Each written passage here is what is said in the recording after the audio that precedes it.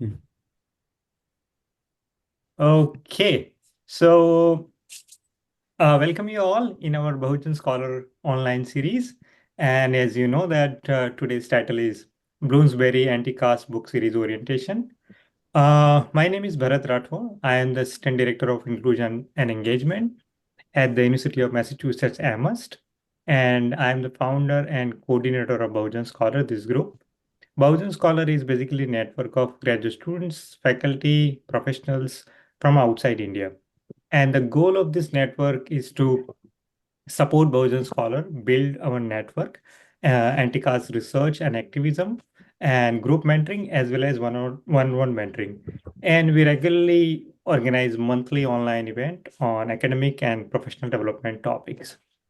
I would also like to announce our new program, which we recently launched, one-on-one mentoring. It's a like Bahujan mentoring program, and we seek mentors, those who hold master degree and preferably have experience study abroad or academic experience in study abroad. And I'm going to post the link for mentor sign up. So please consider it and forward to other friends and people. I'm posting right now.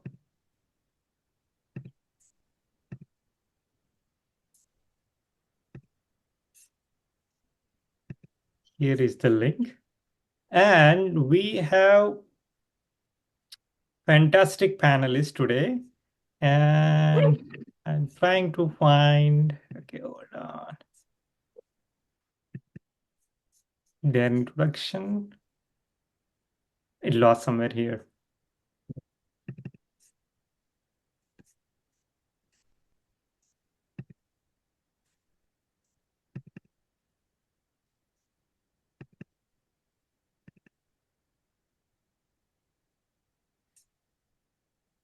Okay, so we have two wonderful panelists, and both are my close friend, and we are working together in this first Bloomsbury Anti-Caste book series. And so, first panelist is Roja. So, first I would introduce Roja and then Gaurav. So, Dr. Roja Singh is Associate Professor of Sociology, Anthropology, and Gender and Sexualities at St. John Fisher University, Rochester, New York. Professor Singh widely contributes to building a multicultural and equality-based culture in the Rochester community and university campus through anti-racism, anti-caste, and interfaith leadership work. As a South Asian Dalit feminist scholar, her ongoing activism, research, and writing focus on the intersections of race, class, caste, religion, and gender using post-colonial and transnational feminist lenses. Professor Rosa is a co-founder and co-leader of Dalit Solidarity Forum in the US, established in 1999 and one of the oldest Dalit right organization in the US. She works with young Dalit, Bahujan, and all marginalized scholars and aspiring writers to edit, enhance, and hone their writing for publishing. Her book, Spotted Goddesses, Dalit Women's Agency Narratives on Caste and Gender Violence is widely recognized and used in universities and activism circles in the US, UK, and India. And Roja is certainly like also helping us, particularly us, young scholar, to write and to do anti-caste work. So, uh, can we uh, okay, let me introduce Gaurav also, then we will go one by one. Okay. So second panelist is my friend Gaurav Patania. Gaurav, say hi to all. Yeah, yeah, yeah. Hello. Sorry. Please mute your microphone, please. Huh. Yeah. So Gaurav Patania is Assistant Professor of Sociology and Peace Building at Eastern Mennonite University in Harrisonburg, Virginia. Gaurav has also been a visiting scholar at the University of Massachusetts Amherst and the University of Southern California. Her first book, The University as a Site of Resistance, Identity, and Student Politics, was published in 2019 by Oxford University Press. Explore student resistance in higher education in India. Currently, his research focuses on the socio-political activism of the South Asian diaspora in the US and UK. Dr. Patania serves as a deputy editor of South Asia Research, a journal published by SOS University of London. Gaurav won the National Poetry Award for 2016, organized by the Poetry Society of India.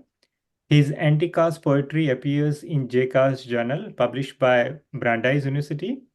Gaurav made his Hollywood debut in Eva DuVernay's film Origin. Probably you might have seen that, portraying Dr. Ambedkar, the architect of Indian Constitution. So, each panelist will have a 15-minute for your initial talk. So as we discussed earlier, you can focus on two main points. One is about the significance of this anti-caste book series and what is the scope for the young scholars, those who want to publish or write anti-caste work in terms of the research articles. So I would first introduce Roja, if you don't mind, to you start your comments, and then Gaurav will come to you. Sure, sure. Thank you. Thank you so much for that, for the space and for this opportunity to spend a good portion of Saturday morning. I know it's Saturday evening for people in India, but thank you for being here. For me, everything needs to have a personal relevance as well. So I'm going to start on a personal note and then probably try to bring us into an understanding of the current context of scholarship and why this is important. Before I forget, I want to really commend Bharat for what he does, because what I really appreciate in these kinds of efforts is the fact that there is such a sense of unconditionality in what Bharat does, right? So what's in it for him in terms of, in terms of monetary benefit, nothing. But in terms of, I'm sure that he will agree with me, but in terms of that sense of responsibility that he feels, right? Towards the fact that here is where I am in academia, and here is where, my voice is important, and I'm recognizing that importance of that voice, but then how can we bring in more voices, right? And I think that's such an important part of any building any movement, whether it's activism based or whether it is just purely scholarship based. And I don't think both can be separated. They have to go hand in hand. If somebody's claiming scholarship, but then there is no on the ground activism, I tend to disagree that that is actually scholarship. That's just my personal opinion. And I know that a lot of you here on the screen have some connection to on the ground work, whether it's through your research or through your upbringing or, or through your own interest in social justice issues. And I think that's where things need to be grounded.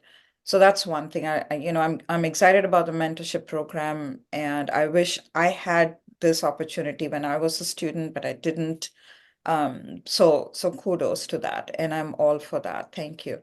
And secondly, I grew up with a lot of books in my house because my dad was a professor of Tamil literature. And my mom was kind of like really mad at him because all our money went into buying books, right? So my mom would always say like, if I can, if for every book in this house, if I can just put like 10 paisa in a jar, I would have a mansion by now. So she would be complaining. But that is what I grew up with. And I started realizing the importance of books and the importance of a discourse that we need to create for ourselves, right? So my dad never went out and declared himself or spoke of himself as, I'm a Dalit scholar, right? For him, it was like other people giving him the recognition that he's a scholar, right? And so he was able to take that scholarship from Tamil literature, whatever he was, his understanding of it was, because in those days it was all Brahminical interpretation of a lot of literatures that were out there, and Brahmins were producing literatures, right? So for him to be in that space, in that university space where all his colleagues were Brahmins, but he was the only non-Brahmin there, but he was able to establish his own interpretations and his own writings as valid. And that gave us the sense of self-worth that we needed. It wasn't about money, right? My parents died without much in their bank account, right? And he always said, like, oh, what did I leave for you? Just like, I left you with 400 books. But that is the wealth, right? So that is the wealth because he was able to take that and run with a discourse that was very different, and it was very subversive, right? And we needed that discourse at that point. And talking about mentorship, and he was someone who wrote voraciously. He published like 10 or 12 books. Um, but alongside, he mentored a lot of young Dalit scholars. He did that. And now they're professors in universities. I can name at least 12 of them that I can think at the top of my head right now. And that's all you need. You don't need like to create 200 scholars, right? You need to create that core group of scholars and scholarship. And now they have their own literary foundation, and every year they have their own conferences. And I was able to attend one of those after several years in June, and to just see how much they are bringing in, right, into this whole scene of discourse, which was dominated by a particular community and sort of stigmatizing every other, right? Every other ideology and worldview, and thinking in terms of how do we even interpret what is happening around us, right? Sociologically, philosophically as well, right? He was pretty much a philosopher, my dad. But building that discourse and seeing how people are producing Tamil literature, right, in poetry and all kinds of books that are coming out now, short stories, novels that these people are producing, because of the fact, the small little thing, right, that my dad wanted to start in terms of mentorship with a few people. And so that is all it takes. And that's the domino effect that we're going to see, that we're already seeing, because I'm seeing this Dalit Bahujan group growing so rapidly on WhatsApp and everywhere. Correct. And I think that is so encouraging. So I'm really encouraged and inspired by that. Secondly, so that's the personal thing for me, because that really mattered to me, to think that I can also be a part of that discourse and change the narrative, change the story, right? We have I've mentioned this a long time ago in a panel. We have a story in Tamil Nadu where we talk about an old lady is like making little, fried donuts. We call it vadai. I don't know if you know vadai in Tamil Nadu. And she's making it, and a crow comes and takes one and takes it away and flies away with it and sits on a tree. And this is a very popular Tamil folklore, right? And then a fox comes along and says, "Oh, crow, you're so beautiful. Can you sing me a song?" So the crow starts singing and then drops the vade, and the fox runs away with the vade, right? So that is a very popular folklore. But who's going to change that narrative, right? Because the crow has always been used as some kind of a weird alignment in terms of its skin color and the commonality of it, and the fact that it actually feeds on, dead matter and so on. Always connected with something that is impure. So therefore, it is always alluded to in the context of people who are poor, who are Dalits, and so on. So who's going to change that narrative to say, actually the crow was smart enough to take that vada and put it under its feet and sing, and the fox just, went away like, really totally duped. But that kind of folklore, right, which has been around for years and years and years, it takes somebody to take that courage and say, we can't go with a single narrative. So therefore, building the scholarship as this Bahujan group, Dalit Bahujan group, however you want to call it. I know some of us, some people are not comfortable with openly identifying themselves as Dalit, but it's okay. I totally get it. My parents did not, because they were protecting us. And so we also need to do that risk mitigation that we need to do, right? But building this scholarship is huge because this is the only way, because this was where they got us, right? They said, you're not worthy of knowledge, you can't go to school, you can't receive education, right? But building that knowledge base for us, and look around us now, right? We're like 25, 30 years ago, when I first came to this country, there was nothing in terms of caste studies. There was zero, right? So I had to really start from scratch. I had to educate my professors on caste issues, right? I received like 25 reject letters for my PhD because nobody knew anything about this. Nobody had the capacity to even do anything or to encourage me in this line, right? I wrote to Gayatri Spivak thinking like, okay, here is someone who may like pay attention to this, but no, right? She totally refused. So it was very, very difficult. But now you are all in a better, totally better condition, better space. And so to have this opportunity to extend it, right? To extend it and say, this is what we mean by cultural generosity, right? That we need to extend these kinds of information instead of hoarding it for our own benefit. How do we extend it so that others can benefit from it as much as we are, right? Or we have. So Bloomsbury contacted me in 2021 after they read my book, and they said, we really want you to be the editor for a caste studies series. And at that point in my life, there was a lot going on.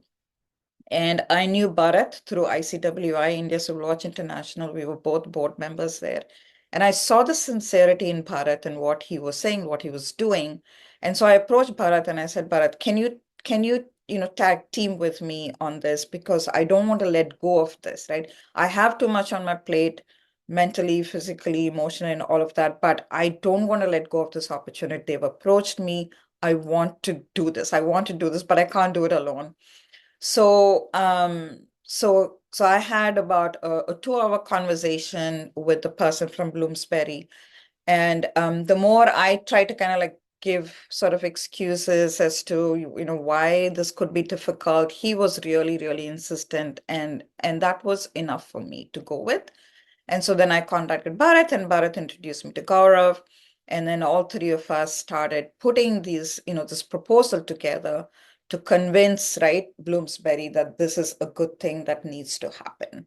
So there's a process to everything. So we worked for several months, and time is such a problem, right? I know that, all of us who are living outside of India or even within India also, we know in this field of our studies and career, time becomes a huge problem. But the three of us actually met quite regularly, once every 2 weeks, because we were really committed to this. And so we need to find people, we need to get manuscripts, we need to build this knowledge base, right? And it needs to be comprehensive, because if you look at it very closely, the power differential that keeps getting articulated, and building that power differential in the knowledge systems becomes very apparent when you see what is out there and what is not there, what is visible, what is not visible, what is being heard, what is not being heard, right? So that is what we need to go after. And so Gaurav pointed us to a few people with manuscripts that we could work with. And we have been working with Komal's manuscript for the past few years, actually, unfortunately, because of a lot of things, again, time and health and so on. But we are really hoping to speed it up and get that moving pretty fast. But we encourage you, right? And I'm sure Gaurav will speak to this as well. But we encourage you to be part of that alternative discourse, right, that we need to build, because that is where power is. Knowledge is power. As if Dr. Ambedkar did not write, right? What would happen, right? Yes, he was a fiery speaker, passionate speaker and all of that. But if he did not produce that wealth of knowledge, right, where would we be? If Tande Periyar in Tamil Nadu did not write, if he did not produce that wealth of knowledge, where would we be, right?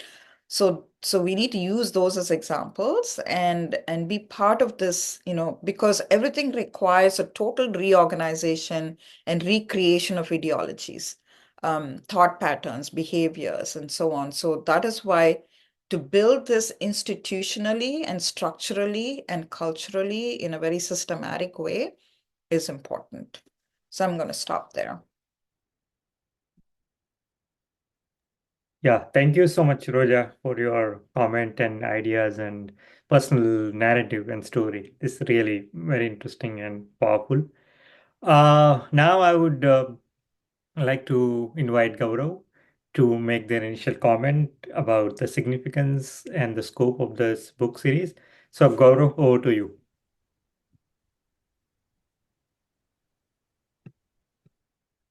Thank you, Bharat, and thank you, Roja, for setting the stage. You basically said everything. I'm just focusing more on the on the like more details about the book series.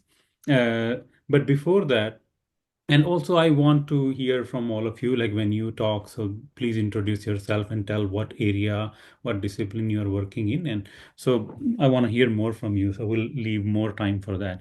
So, uh, as Roja said more about like her personal experience, and I am sharing some of my experience working as a deputy editor of one of very prestigious journal which is published from SOAS called South Asia Research, and and then dealing with almost maybe I would say 15 different journal published from US, and article keeps coming, but directly involved with South Asia Research. And one trend I notice that uh, if I put it simply, where are our people? No, Mhm. you take any journal, and now we're talking about just you take any subject, like take sociology. There must be at least 500 journal being published in sociology, just in sociology, and you won't find anyone in the editorial board. Our people, Dalit Bahujans, are nowhere in the board.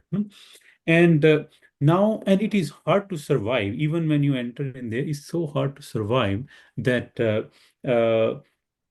And then there are different issues when my experience says that when we receive these articles, and so when we receive these articles, uh, we notice a trend. I notice a trend. I don't think any board member have noticed that. So last year, early last year, I was invited by by an organization. Let me share the screen with you. And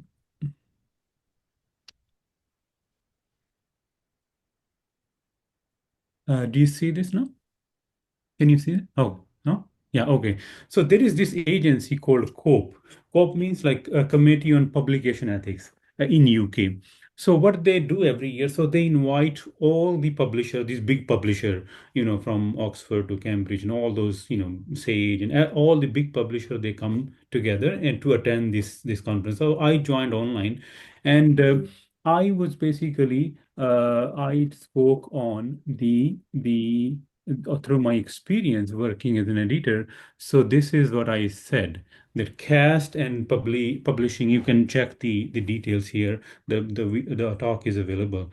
And so the summary of the talk is that what I was trying to say is uh, that one of the issue, and most of you would agree, and especially with the first generation learner among our community, that there is a language issue.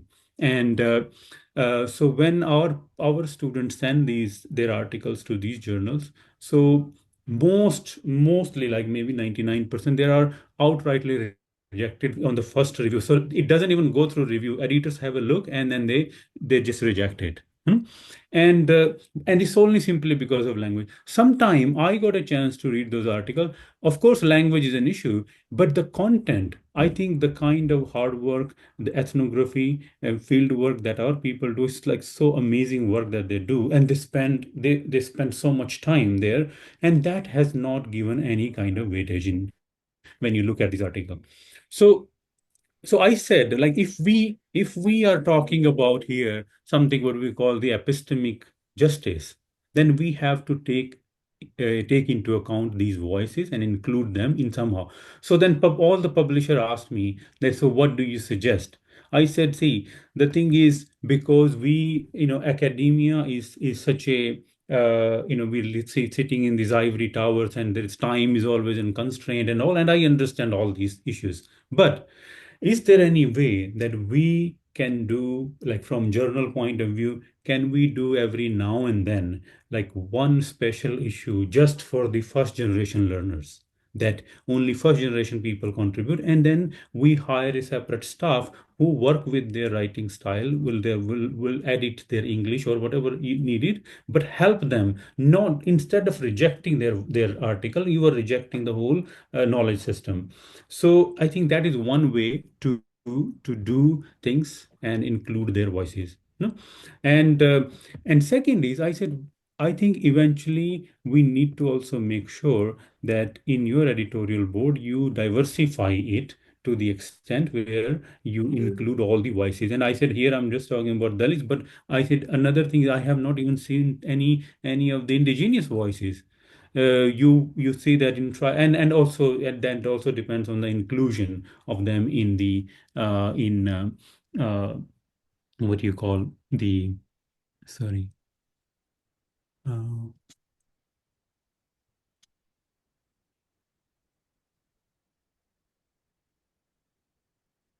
yeah. Oh, just she stopped sharing. Okay, so uh, so the thing is, this way, these journals are basically becoming the gatekeepers of knowledge, and uh, the especially the exclusion that Dalit student face or Adivasi student face. I hear that more and more from our students who write to me and tell that, oh, I submitted and I never heard back, or I submitted and I was rejected at the first place. So I said, is there any mechanism we can create?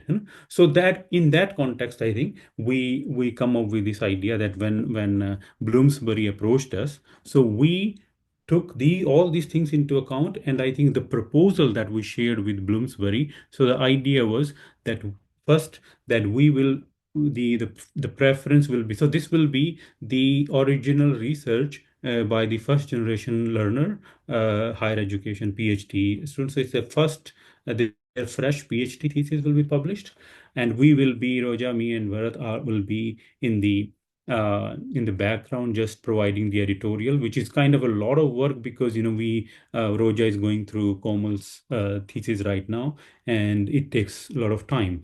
But I think what we noticed in the given the present situation and all, and Roja put it so nicely by invoking Ambedkar's thesis, that how educate books are so important, and it's all part of the cultural capital.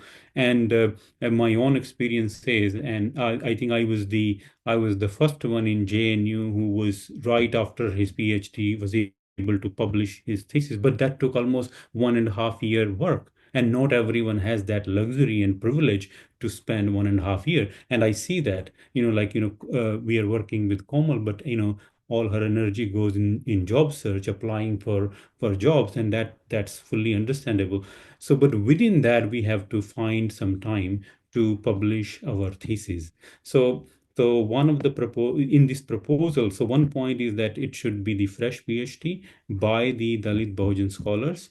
And if the preference is like, we will first work with the first generation scholar who are first time getting into the higher education. And I think most of us are the first timer in PhDs.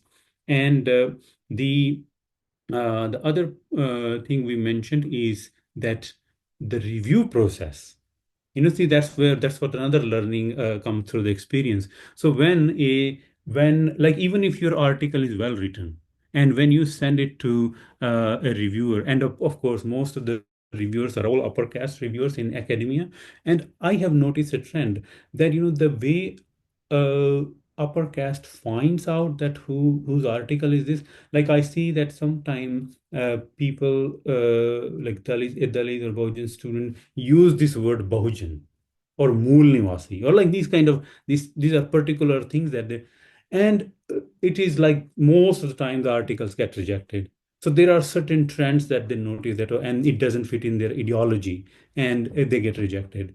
So So we propose to Bloomsbury that we want to have the reviewers that we will kind of suggest some of the reviewers. So it should not be your choice, it should be our choice, and we will send the great scholar, but who are sensitive to the caste issue, not writing, not just taking the scholarly approach and excluding all other voices in the name of scholarship. So that is another issue that we raised with Bloomsbury. And uh, then another issue with I think, which all of us are very, very familiar with, is that how printing these days is becoming such an expensive business. Not everyone is able to buy all those books, what, our previous generation was able to.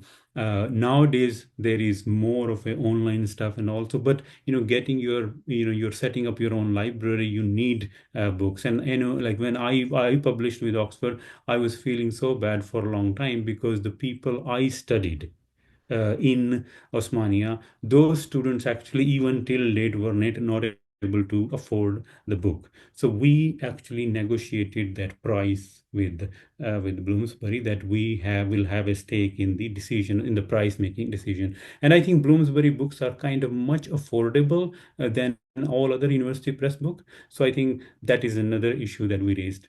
And the uh, so these are some of these issues that we, I think, face on ground as a publisher, as an editor, that we took into account. And that's what makes the overall things with Bloomsbury kind of more interesting. And then on our own, we decided that all these books which are publishing under this, so the series that we named it is called Caste and Intersectionality. And because the kind of proposals we received so far, it's kind of very diverse in approach. Uh, so we thought that we will name it intersectionality, so it will cover all kind of either caste, class, gender, law, labor, movement, education, all the categories can actually come up. And but it's again, focus is on caste, so everything centers around caste. So, and I think this is the first series of its kind. No one has worked in this idea so far in terms of series. And so what we decided on our own, that because a final problem that actually even after book publishing that we face is that how to take this book to the masses. Finally, it's a caste issue, and if we come out of our ivory tower and spread this knowledge to the masses, and masses, I mean, like even our own social science people, we don't get to read every book. So one of the thing that we will try to do after the book publishes, that we inaugurate it in some conference where we invite our community people, like say here in the US, we have so many Ambedkarite community. So we invite all of them. So everyone get to know our scholars, and they get a global visibility. And that way, and the books can be reviewed in better. So that's for another kind of way of outreaching and promoting the book worldwide. So these are some of the things that we, with these ideas, that we started working on this project. And it's a long-term project. I hope that it continues. And many of you, when you go through this process, and I think and many of you will join this process. So it should not be just us, and you start helping the next generation. So the goal is to, like, what we have faced or what have we have gone through, so we learn from that and help the next generation, so we continue this legacy of Ambedkarite ideology and writing. And I think writing is what is emancipatory in our field. So I think I'll stop here, and I would love to hear from you and about you. Thank you, Bharat. Thank you, Roja. I just wanted to Mhm. make some follow-up comments to what Garo just stated as well. Yeah, thank you for stating all the practical details here. Um, I totally agree with you because I was on that side of sending my book proposals to so many publishers in the US. And like you say, it lands always, they'll take it to the South Asia desk. And then who's in charge of the South Asia desk, right? So all our caste people are there. And it's not only that they would not be interested, but the comments that they would provide. Um, so, very humiliating kind of comments would be provided. And it just breaks your spirit, right? And it just, I'm looking back and I'm thinking, wow, to hear Gaurav say that we need to choose the reviewers, right? I mean, that's empowerment. That is empowerment to claim our knowledge as our own. I'm not going to allow somebody else to sort of, dictate this is what I should do and shouldn't do. And the other thing that I also found was that I, you know, I take pride in the fact that I can say that I'm self-made, right? Like my dad also always used to say he's self-made because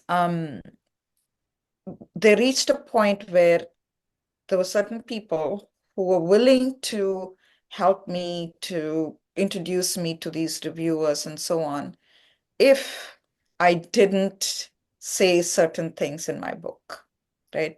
Why are you writing about the Manusmriti and Ramayana and Mahabharata? That was the big thing, right? Why? Why are you writing about that? Like, do I need to really explain it to you? Like, why? If I'm in a space where I need to explain it to you, why? Then there is no partnership here, right?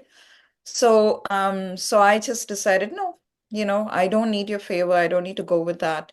I will somehow make this happen, even if it took me 5 years to find the space where this is going to be accepted, because I wanted the reviewer to have not just be looking at it from here, but the soul of it, right?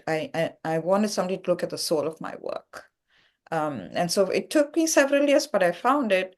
But that shouldn't happen to anybody. So now that we have all this going, I think it's a wonderful opportunity for us to jump right in and claim this for ourselves.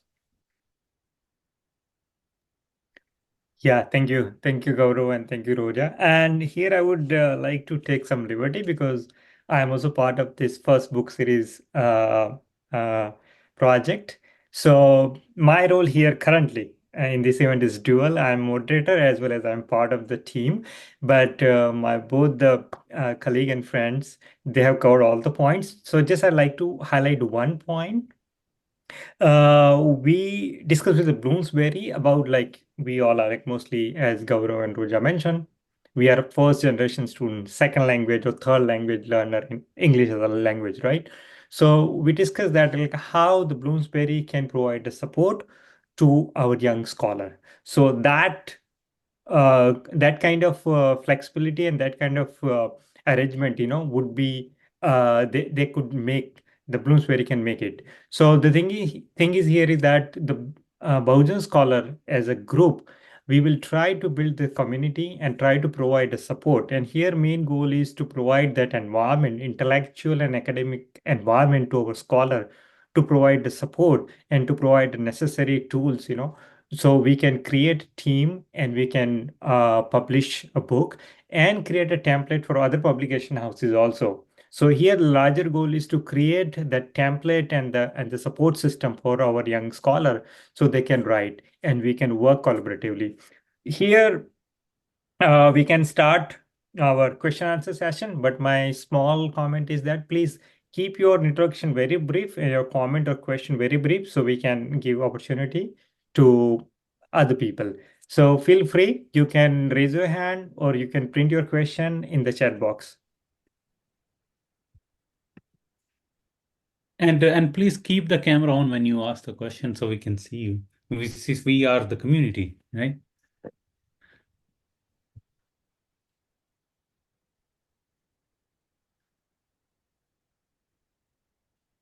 So we have so many great friends here. Maulik there in from Northwestern, Kalyani is from Ajay Premji, and we have Mahesh who finished from UMass Boston and now is in India teaching.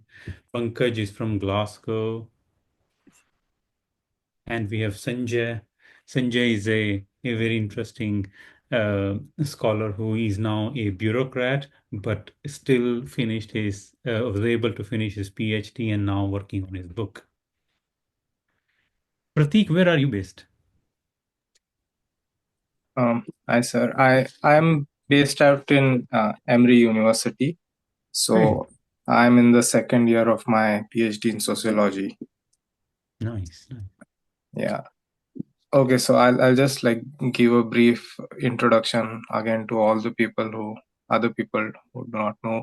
Um, Again, I'm a first generation scholar from Pune, Maharashtra. I did my bachelor's in political science from Ferguson College, Pune. And then I did my master's in society and culture from IIT Gandhinagar. And then I worked for a couple of years as a teaching assistant and a research assistant in CEPT University in Ahmedabad and in IIM Indore. And then I went to JNU and I did my master's in my MPhil in law and governance from JNU.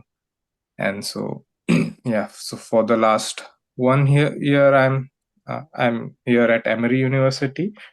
So yeah, I have training in various disciplines, across disciplines, multidisciplinary training, and now I am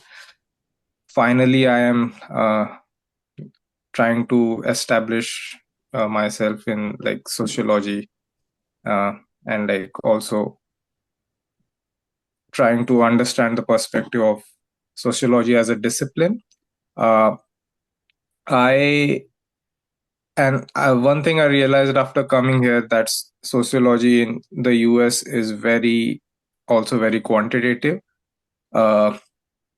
Fortunately, my department and my advisor there are also people who do some really amazing qualitative sociology. So uh, my approach and my method, again, like Shruti said, is historical sociology. So, and I would be, again, my focus for my research and dissertation would be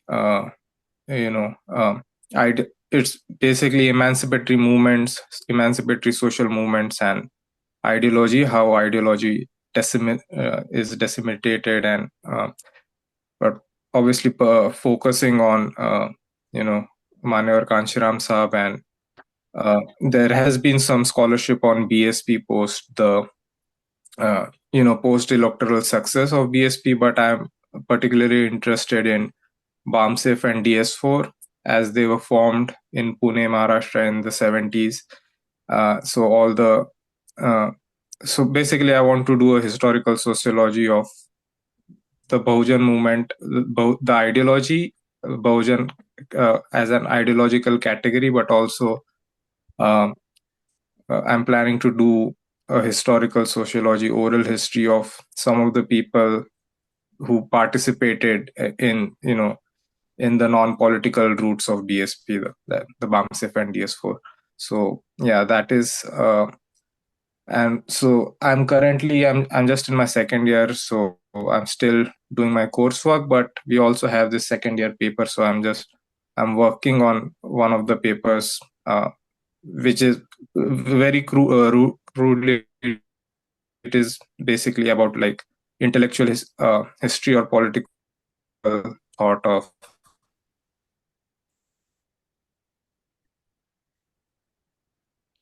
It's really great to I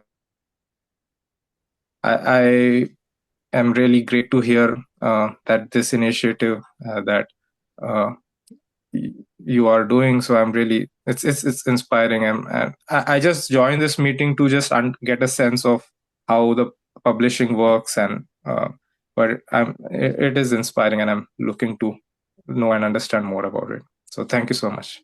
Yeah. It's very inspiring to hear what you're doing, Pratik. Continue to do it. Be at it. We're here for you. Thank you so much, ma'am. Thank you. Yeah, so we have one question from Priyanka Sonkar. how does work caste in abroad? Because we know very well in India, caste matter and its role, in fact, it's everything. So they basically want to know the caste work in abroad. So anyone would like to briefly make a comment, Gaurav, Roja? Shruti, then I Yeah, will let's. come back to you. Okay. But Roja, you wanna say? But though actually you Okay. already said that how now over a period of time now caste studies are now you can also check now there is a critical caste study is developing in northwestern Chicago area. There's a lot of scholarship building up, and here also we in Virginia we are also doing caste collective. There is Virginia Tech, UNC, and my university. So we are also doing this caste collective and trying to organize more studies around and along with our own Ambedkarite fellows here. So I think the caste scholarship is growing here and also in Bay Area. Some of the universities like Berkeley and all, they are also working hard. And it's now along with our people. Earlier it was all the upper caste doing, and now I think it's our people taking initiative. New scholars are coming. I think some of them, which Bharat has formed this group, many of them are not here today. But so most of our scholars, I think we have a group of more than how Bharat's 86. 86, yeah. So all 86 is all encompassing social science and science and all discipline. But I think half of them are social scientists, right? But Yeah. and many of them are working in the area of caste. Yeah. Does that Shruti. answer your question, Priyanka? I'm not sure if we understood your question correctly, but I mean, let me reframe it. So they want to know about the caste work in abroad because in India it is like we all know about the caste work. So is there a caste work going on in abroad or particularly in US? We can say from our experience here. like anti-caste movement, I'm guessing. Anti-caste, yeah, more in terms of to me seems like hold on. I mean research work, if I'm not wrong. Priyanka, would you reframe it if you don't mind?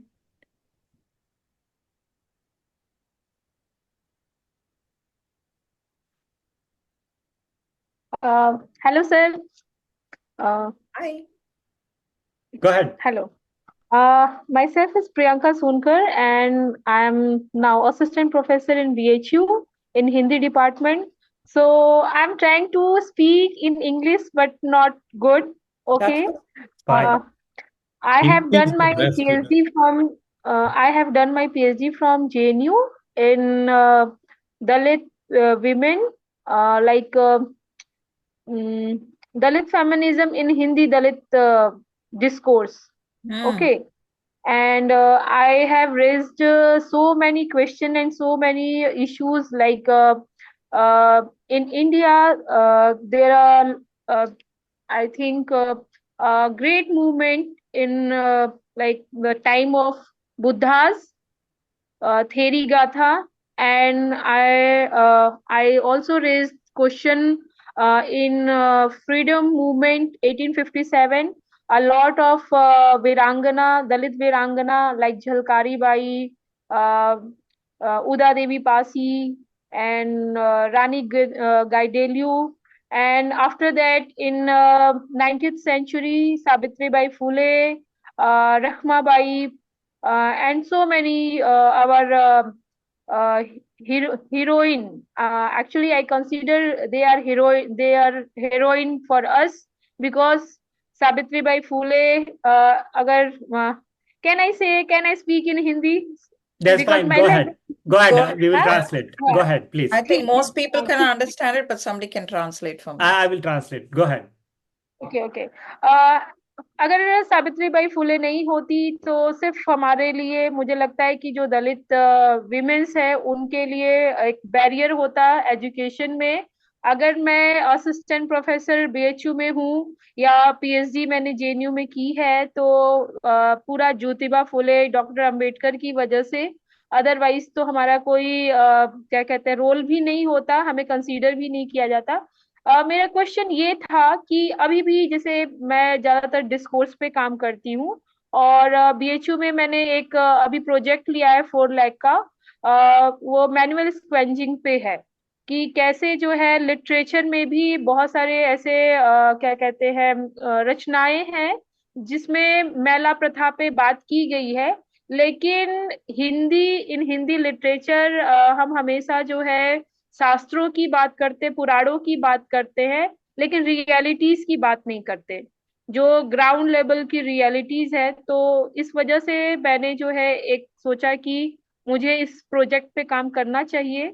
तो मैंने जो है महिला प्रथा अभी इस पे लिया है और मैं काम करूंगी। कुछ क्या कहते हैं, ग्राउंड वर्क भी मेरा रहेगा, जाके मैं फील्ड वर्क भी करना चाहती हूँ। कि अभी भी कहीं कहीं जो है मैनुअल स्क्वेंजिंग जारी है। बहुत सारी फीमेल इसमें, खासतौर से Dalit women are involved in this field. Priyanka ji, आपके क्वेश्चन और कमेंट पे आप जरा वो फोकस कीजिए तो हाँ हम हाँ, उनको या मेरा मेरा प्रश्न ये था कि जो विदेशों में कैसे जो है कास्ट क्या वहाँ काम करता है। क्योंकि 2016 में पेरिस में और 2019 में लिस्बन में मैंने वहाँ पे जाकर कॉन्फ्रेंस में पेपर प्रेजेंट किया था। और खास तौर से मेरा पेपर यही आइडेंटिटी, जो अभी इस समय एक मूवमेंट चल रहा है दलित इश्यूज पे, ही मैंने वहाँ पेपर प्रेजेंट किया। तो वहाँ पे जब मैं पेपर प्रेजेंट कर रही थी पेरिस में, तो कुछ लोग वहाँ बैठे थे और उन्होंने जो है ये डिनाई कर दिया कि नहीं, ऐसा कुछ नहीं है, आप भारतीय संस्कृति को जो है क्रिटिसाइज कर रही हैं एंड ऑल दैट। और जब कोई कॉन्फ्रेंस होता है, हम वहाँ पे पेपर अपना भेजते हैं, तो वो लोग एक्सेप्ट नहीं करते। उनकी जो पूरी एक हायरार्की होती है वो सारी अपर कास्ट की होती है। तो मैं वही पूछना चाह रही थी कि आप लोग वहां पर हैं, मुझे अच्छा लगा इससे जुड़कर। हम्म, गौरव जी हैं, उनको मैं बेहतर जानती भी हूँ। तो यही पूछना चाह रही थी कि वहां पे कैसे ये काम करता है इन एकेडमिक एंड इनफैक्ट जो है सोशल। क्योंकि बहुत सारे से जानने वाले हैं जो अपर कास्ट के हैं और वहाँ के इंस्टीट्यूशन में वो लोग टीचिंग कर रहे हैं। लेकिन हमारी जो खासतौर से हम लोग हैं, हम लोग वहाँ अप्लाई भी करते हैं। मुझे याद है कि अमेरिका में याद नहीं आ रहा है कौन से इंस्टीट्यूशन में, मैंने वहाँ अप्लाई किया था गेस्ट लेक्चरर के लिए। लेकिन वही है, शायद अथॉरिटीज उनकी है, सब कुछ चेन है पूरा, वो उन्हीं का चयन करते हैं, फिर हम लोग रह जाते हैं। तो यही मैं पूछना चाह रही थी, मेरा प्रश्न यही था। Okay, okay, quickly. So I would try to summarize what Priyanka said. Number one, quickly, like significance of Savitribai Phule and how Savitribai Phule like inspire and motivated the young scholar, particularly women scholar like Priyanka and many others like you. Second is her research work is about manual scavenging, which she is doing, pursuing currently there at BHU. And the main question is about the caste. So her experience is that whenever she talk about caste outside India, people do not accept it, and people say it's just like you are defaming India or like you're criticizing Indian culture and so on. So she is asking that is the caste is acceptable topic outside India and particularly probably in US. Like people do accept, people recognize the caste topic, and people do caste studies here. So anyone, Gaurav or Roja? oh, Go for it, Gaurav. no, Roja, you wanna, then I No, I can. can just do a small introduction though, but yes, to answer your question in a short way, yes, Priyanka, it is happening. But like I said, this was not happening a couple decades ago, but now it is, right? Thanks to people that you're seeing on the screen right now too, for making that happen. The beautiful thing is the ways in which the different Ambedkarite, Dalit organizations have come together to form a coalition called America Against Caste Discrimination. And within that umbrella, there is this on-the-ground work of building the people's movement that we need for the legal aspect of making sure that caste is added as a protected category, right? Legally. So that is one part of the anti-caste work, definitely. And what we are doing right here now, building scholarship, is another part of anti-caste work. And then the other part of anti-caste work is addressing the very specific discriminations that people are facing in the United States because of their caste identity or because of their outcast identity, right? So there is activism happening around that space as well. And then the other one is building the momentum around the knowledge that Dr. Ambedkar has left us with. So how do we understand his writings better in a secular space, right? So these are the different ways in which things are happening. Actually, I would say it is happening in a very rapid pace.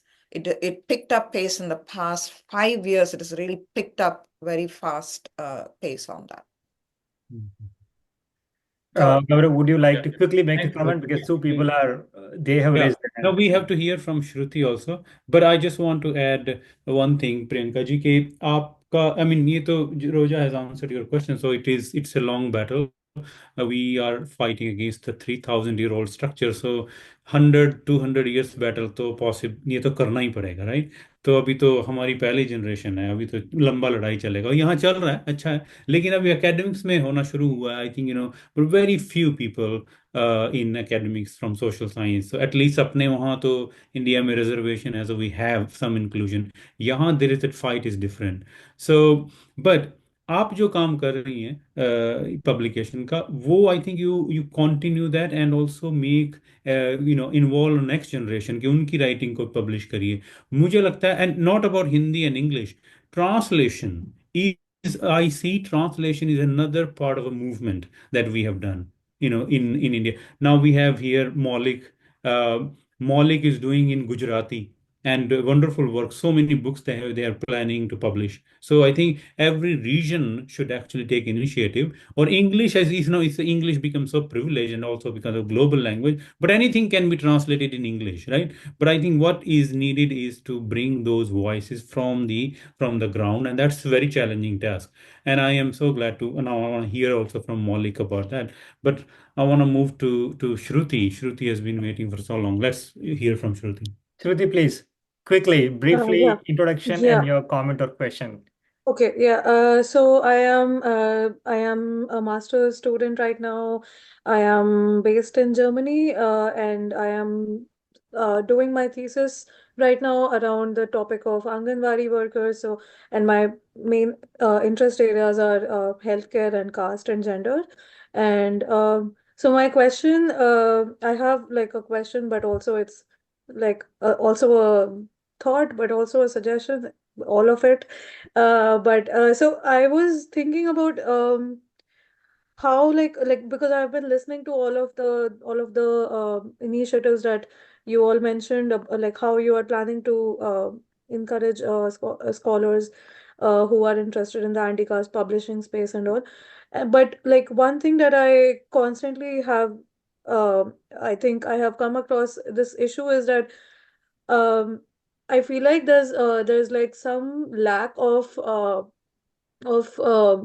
guidance for a lot of us when it comes to like the whole aspect of ideation of a book or any project which is supposed to be published and supposed to be maybe commercial and palatable to a larger audience who don't know so much about anti-caste movements in India. I feel like there's this absence of guidance because also like I was studying as a literature student earlier. Now I have moved into social sciences, but before this I was studying like for my bachelor's. I did my bachelor's in English literature from Jamia, and we had like some space for anti-caste literature in Jamia, thankfully, but still in general, I have always felt like the whole space of literature and publishing is very much, as everyone else also mentioned, it's very much dominated by the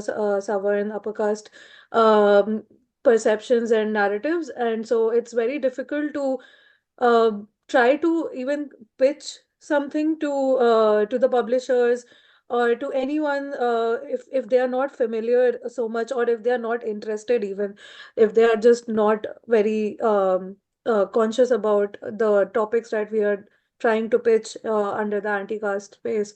So I that's an observation, and that's also like my question in a way, that like under your initiative, like do you also help people with like ideation and um, If not, do you know of people or groups who do that, who mentor some people or guide people to like understand how to exactly pitch something to publishing houses or journals or something like specifically, I think in the context of, I would say, um yeah, like I think like publishing houses, like literary publishing and stuff, because so I had something which I wanted to work on. Like I wanted to Uh, work on like please convert. be brief. Yeah. So I wanted to understand how to translate a political, like it's a report, and I wanted to understand if I can translate it, or like I don't know, like somehow like make it into a literary political literature. But I also felt like there was not enough resource for me to understand how to do that, and there wasn't much understanding amongst the people that I like talked to. They couldn't understand how to help me. So yeah, that's again what is my question, and also an observation. So yeah. Yeah. So thank you, Shruti. Gaurav or Roja, would you like to take this question or any comment?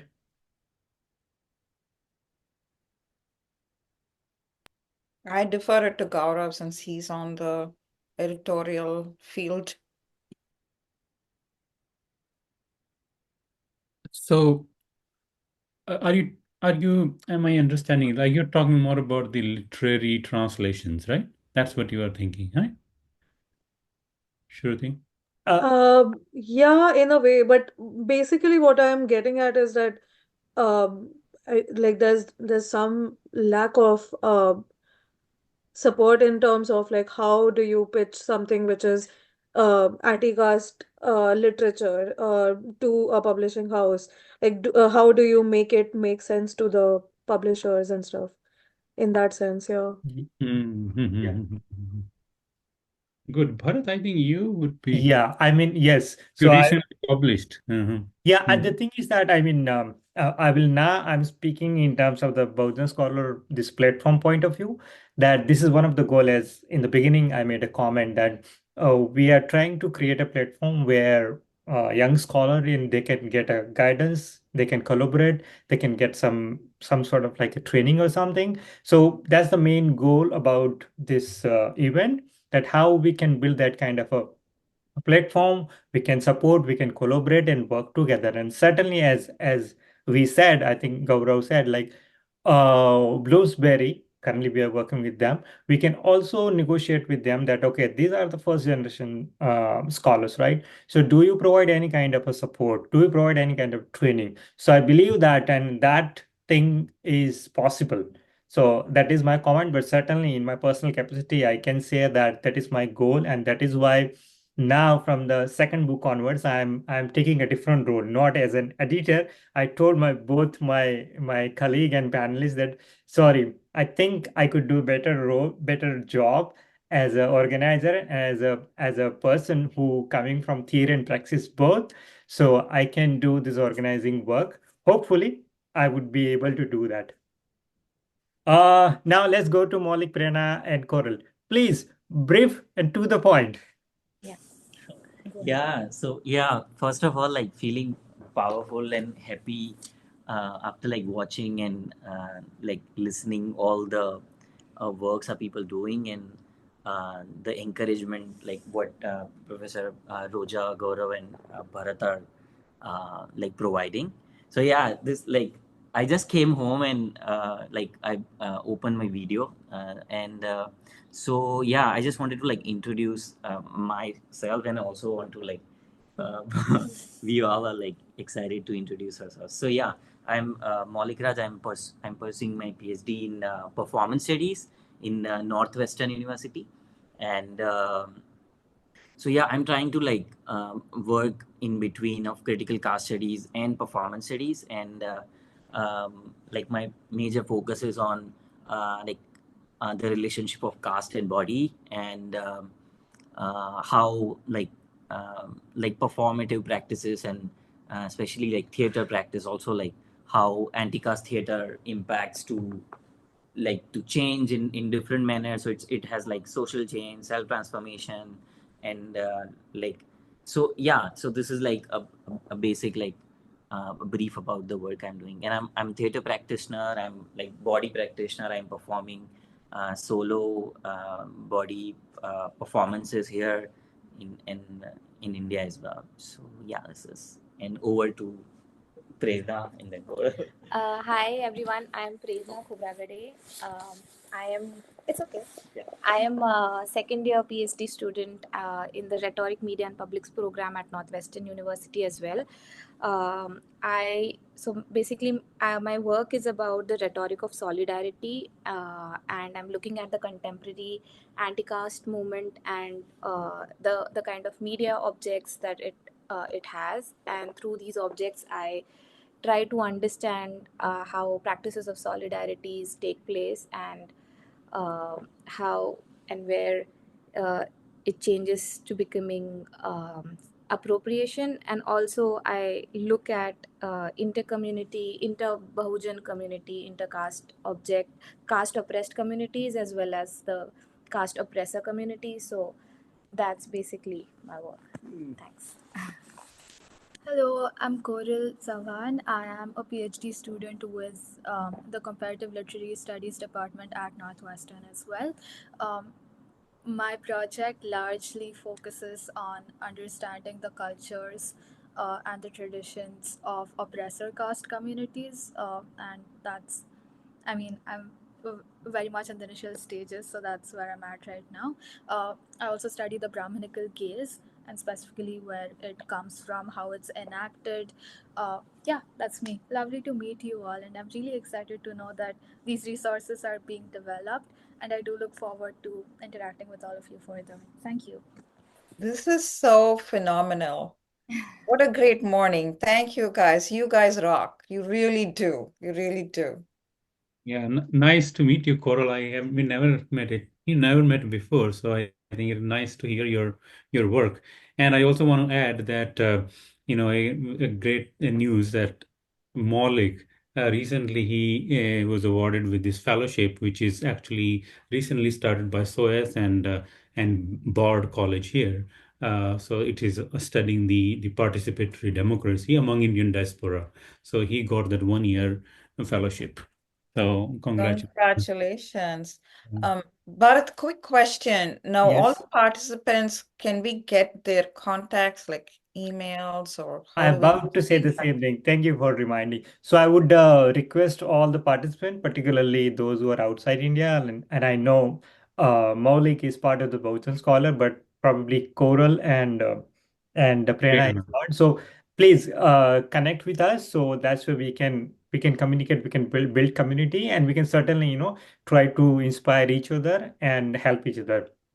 Yeah.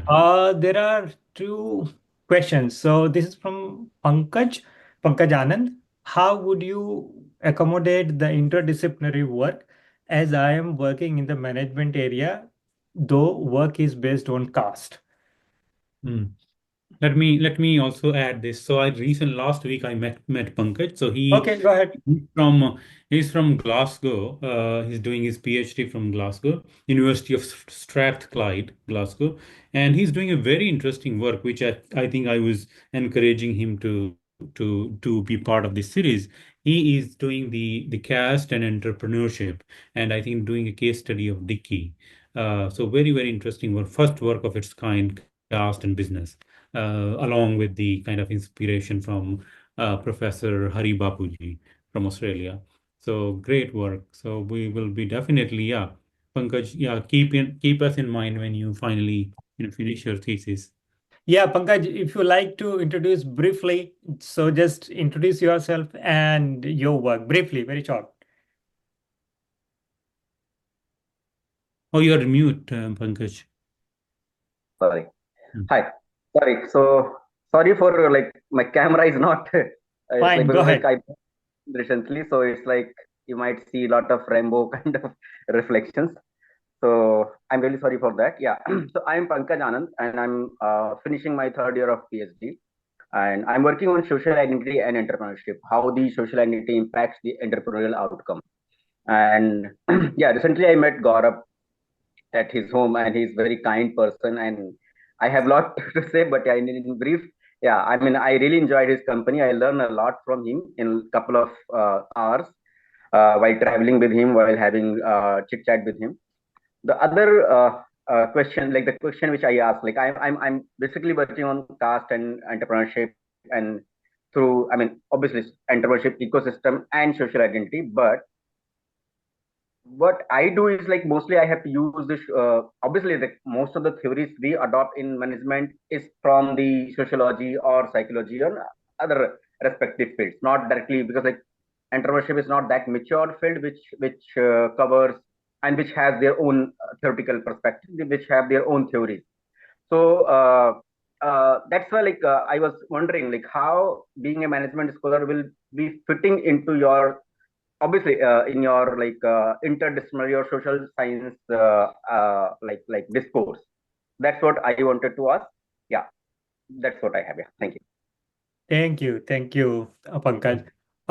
There is a question from Monica that how can this initiative lead to the orientation of Bahujan writing scholar? Do you have any structure?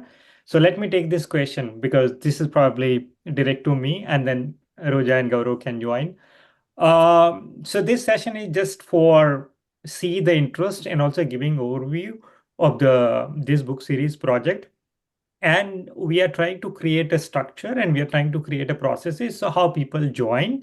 So this is kind of a new initiative, so we don't have a clear plan, but as we go along we will try to develop the structure and certainly provide a support system.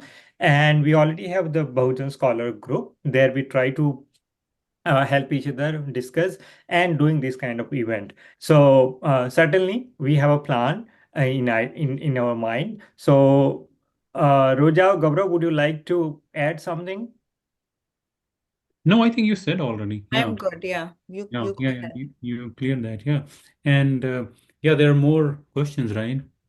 Oh, yeah. So Abhishek, yes, please introduce. Yeah.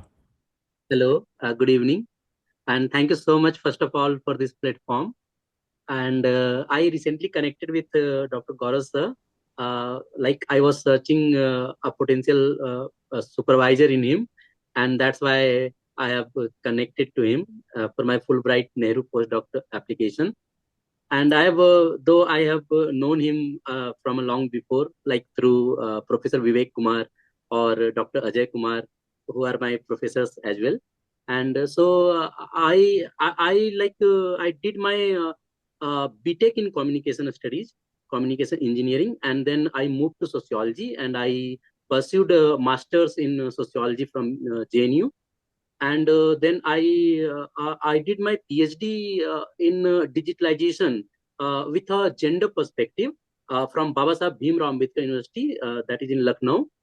And my study has examined the digital behaviors in educational setting, basically, and on the digital media platforms. And it analyzed how gender and socioeconomic factors influence digitalization outcomes. And some of the key findings has also outlined, like in the uh, in the in the case of motivational lag that exists, especially in the areas which are not well developed. My study is focused in Jharkhand. So this is my basic thing, and uh, this I really appreciate this platform, and the way the people just come to support the Bahujan scholars. So I'm like very much appreciative of this thing. Thank you so much. Thank you, Abhishek. Wonderful. Thank you. Yeah. Excellent. Thank you, Abhishek. Good. And just want to add, Maulik, I introduced Abhishek to Palashi. You remember Palashi Wagela, who worked in the similar kind of. So I think you can get each other's contact, and wherever you feel like, oh, this person working in business or labor or digital. So wherever it comes, so just share information with each other, so we can. I hope that was beneficial, Abhishek, for and you can write to her directly and get some contact. Yeah. Okay, so there is a comment question from Shruti Would it be possible to allow some of us who are not already part to be added in the Bahujan Scholar group? Yes, certainly. As I said, you can join the Bahujan Scholar group. That would certainly kind of a platform to get information and also collaborate. I am assuming it is WhatsApp group. Yes, it would be helpful if we can be let into the space. Certainly, so you can join the WhatsApp group. I will share my contact info here, so you can join. Okay. Okay. Meanwhile, do you have any question or comment? Please feel free because we are almost at the last stage of our session. Yeah, and I also want to add, I mean, there is all the information we keep sharing, but actually Chicago University just recently came up with another postdoctoral fellowship in caste studies. So yeah, please feel free to share the information with each other. Bharat, let's not forget we have Josna Rege professor and from Oh yeah. and yeah, if we want to hear something from her. Josna is basically not, I mean, she is my neighbor also and very close friend. We very often we meet on campus because they live on campus. Josna, please. Nothing so much to contribute except to say that this is such an important topic, an important event, and I think it's so inspiring. And I think that getting into journal publishing, getting into editorial boards of scholarly journals, working with first generation and second, third language scholars is really important work that, we're finding outside of Dalit studies as well. And I think it really takes people existing on editorial boards to step up and do that extra level of support work. And people can volunteer and set up a subgroup within an editorial board to do some of that extra support work. So anyway, just very inspiring, and anything that I'm a retired post-colonial studies professor and in English. And so if there's anything I can help with on that side of things, or working with second language, third language submissions, or projects, Bharat knows me. So Yeah, thank you. Thank you, Rojan, Gaurav, for that fantastic. Wonderful to see you, Josna, after a long time. And I'm going to take you up on what you just said. So we need help. So okay, right. Yeah. Thank you. So thank you so much, Josna. And I can say that because Josna also supported me. So this is kind of a group, and this is kind of support I'm talking about to build actually, right? So we will certainly try to reach out more people like Josna and other people, those who can help us in terms of scholarship and writing and support and other stuff. We are almost done. So if you have any last comment or question, please feel free. So we can conclude the session soon in next 5-10 minutes. Yeah, so I would also request, my friend Sanjay to say something because he's been our guiding force for a long time. And then Narendra Kumar just joined, so we can also hear from. Yeah. Hi, good morning, everyone. I'm Sanjay Kumar, and presently I'm working as a labor commissioner and posted in Kolkata. Last year, I have completed my PhD from JNU, and it was a long association with JNU. I completed PhD MPhil from there also, and we and Gaurav were in the same department, so we have a long association. And my work basically focus on the pathways of the student postgraduate entrants into university. Basically, the higher elite institutions for the lower background, lower caste backgrounds, the university act like as a cultural outsiders. So my work basically map out the individual biography from primary education to higher education to reaching an elite institution like JNU. So JNU is a vast and vast representation of the country, and the students are coming from all backgrounds.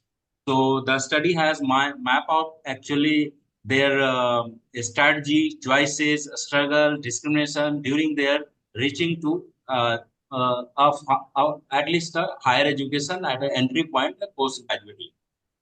So work has already awarded, but due to some engagement in work, I'm not able to focus right now. But after 2-3 months, I'll be transferred from somewhere, and it will be very peaceful location, peaceful position. So I'll be able to do that.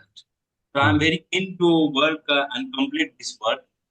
Thank you, all of you. That's Thank you. Thank you, fantastic. Sanjay. That is fantastic. Just one, this is great to see the variety of work that's being done, and for you, sir, to be on the, on the labor rights side and then finishing your PhD and all of that. That's a huge accomplishment, and thank you for that. Thank you. I'm also wondering if Komal is still here. Are you still here, Komal? Komal is here. Komal, Yes. Because we're working on a manuscript, maybe she can in a please, few yeah. sentences Thank you, explain Roja. Thank you, Roja. what her Please. content is about, and because that's really significant, groundbreaking work that she's doing as well. Komal, over to you. Yes. Hello everyone. Am I audible? Yes. Yes, yes. Go ahead. Okay. So my work is on Hindu Code Bill and women's property rights, and with the help of Gaurav, I worked on the title as well. So now it is women's rights and caste. It is like Hindu Code Bill, decasting rights and women. It is something like this. So we have worked on first chapter, like which is introduction, and then second chapter in the process.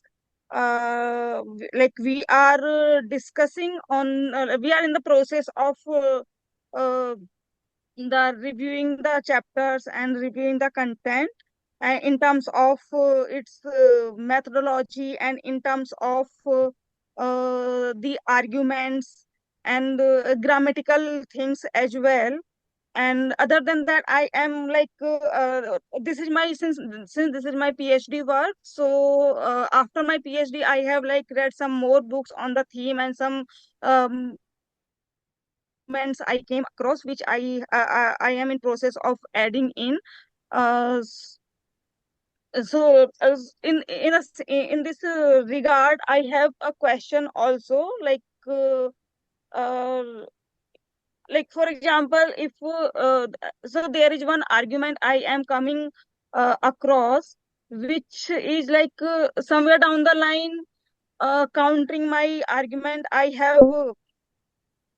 uh, I have established in my PhD. It is one set kind of a system, for example, patriarchy or the social system in that way.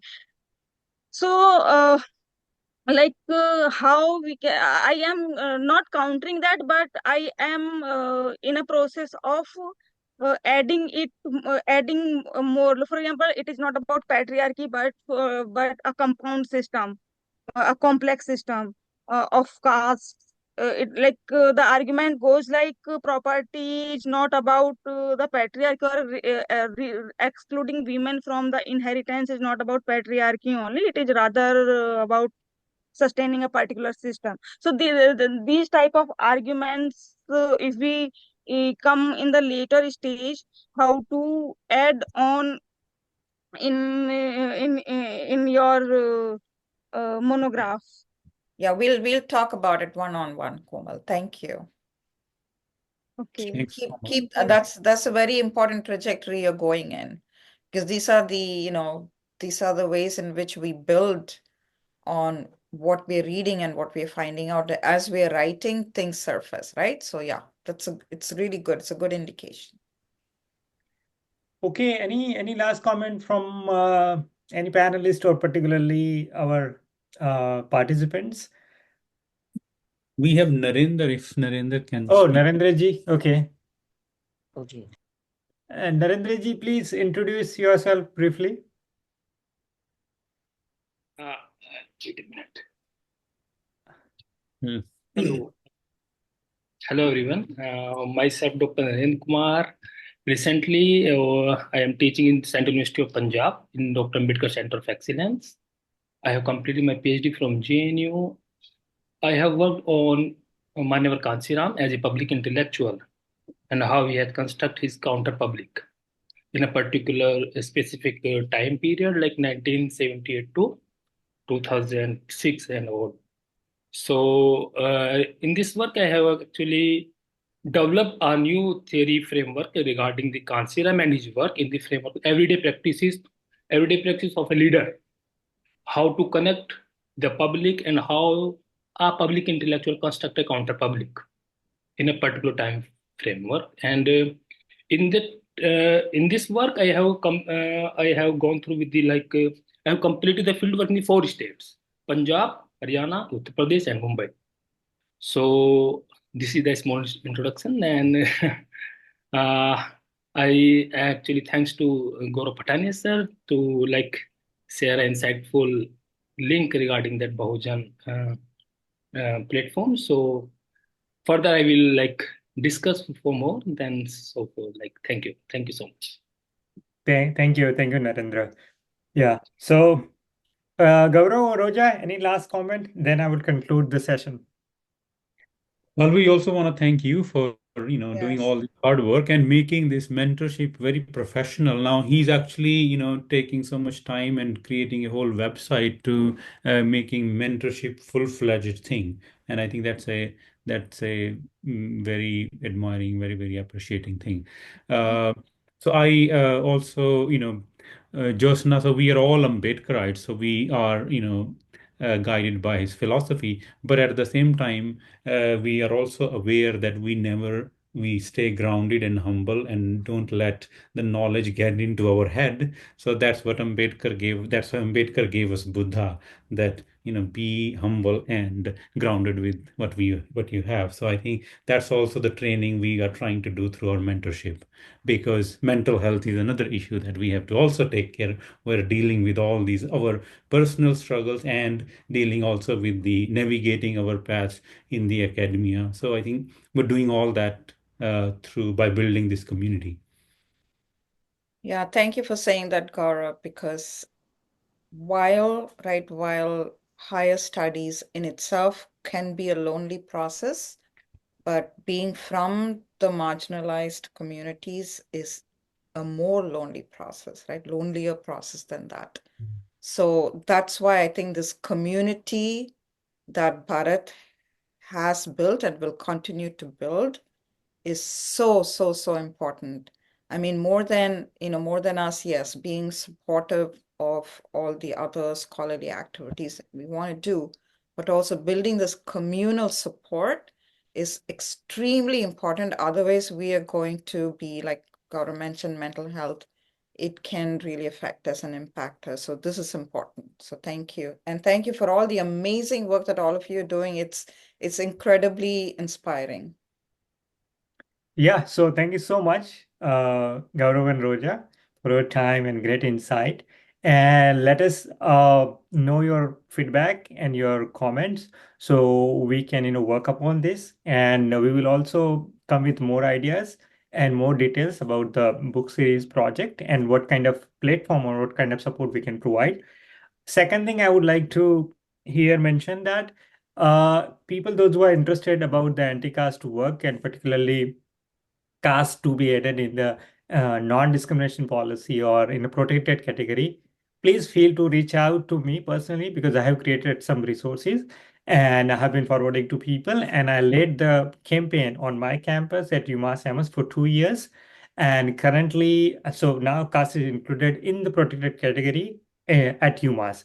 And now currently, I'm working with the administration to include the caste question in the campus climate survey. This is probably first time happening here in US. So please feel free, because this is my personal kind of a goal, and I want to see that more campuses embrace caste and protected category and include in the institutional mechanism in any capacity in terms of the diversity language, in terms of the campus climate survey, or in terms of the admission policy in broad. So please feel free. I would happy to help and share the resources, whatever I have created. And once again, thank you all. And please join with us, particularly Bahujan Scholar. And we will build a community and platform so we can build our anti-caste scholarship and the book series also. Thank you all. Thank you. Thank you, Bharat. And thank you, Gaurav. Thank you, everybody. Bye.